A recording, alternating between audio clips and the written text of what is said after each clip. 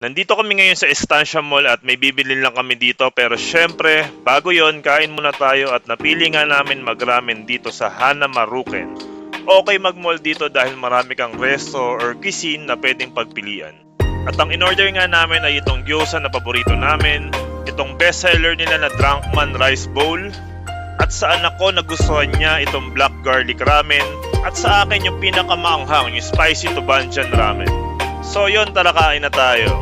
Sobrang paborito namin talaga ang ramen, pero first time lang namin dito sa Hana Maruken, at sa susunod, itatry naman namin yung mga ibang available sa ramen at sa menu nila. Lahat kami nasarapan at pinaka nagustuhan namin itong bestseller nila na Drunkman Rice Bowl, at sa akin naman of course yung ramen the best. Overall rate namin dito is perfect 5 dahil bukod sa masarapang food, good service sa mga staff nila dito sa Estancia Mall branch. Hanggang sa next ramen adventures, kita kits!